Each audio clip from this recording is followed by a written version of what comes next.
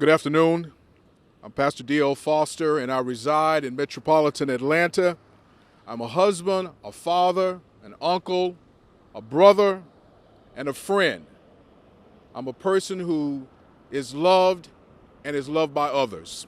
I have some prepared remarks to make here this afternoon in regards to how the SP, the Southern Poverty Law Center, is treating individuals like myself and my friends and brothers here today who are speaking out against homosexuality in our nation.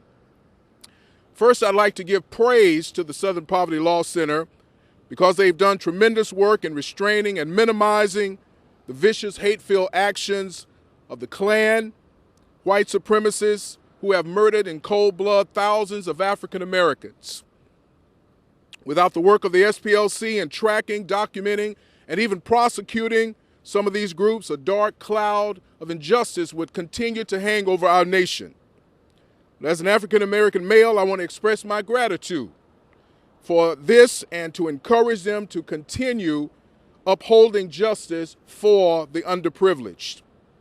But some things have seemed to change as we have progressed into this 21st century.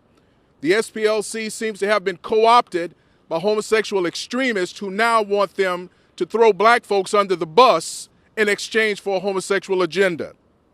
As an African American preacher, I'm the grandson of a Texas pioneer who preached against the Klan in Central Texas, and I stand here today saying that the truth of God is the priority in my life.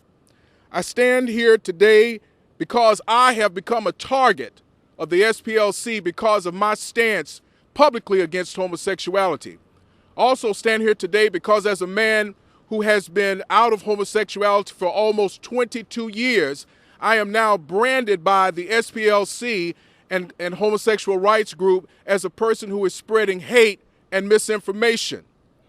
So what I want to say here today is that we have come here to declare that this is an end to this vicious branding of individuals who simply are stating their case and making known what we all know is truth.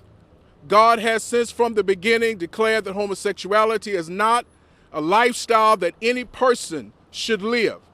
And as spokesman for what is truth, we declare that today.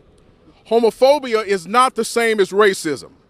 Homophobia is an irrational fear of homosexuals. But as a formerly homosexual man, it is ridiculous to think that I would hate homosexuals. I have been the recipient of messages, hate messages, and death threats from homosexual activists. And I even wanted to read to you a portion of a death threat that was sent to me publicly. Adam Couts, a white Olympia, Washington-based homosexual activist, sent me the following email. He said, "I hope someone kills you, you piece of nigger explicative." He said, "I certainly hope that you someday piss off the wrong person and that you get killed as a result." He said, "You ugly nigger." That's right, you fat, ugly nigger. You were never gay to begin with, and you could never provide uncontrovertible proof that you ever were, which means that you are a liar. I want to know today why the SPLC has been silent as homosexual activists have branded and sent violent messages towards us.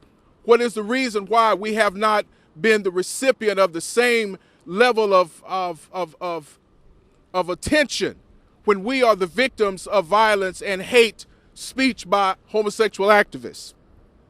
It's a sad truth when the SPLC frequently calls people like my ministry colleague, Pastor Patrick Wooden, and other honorable African-American religious leaders bigots merely because they have the audacity to speak out and oppose homosexual activism.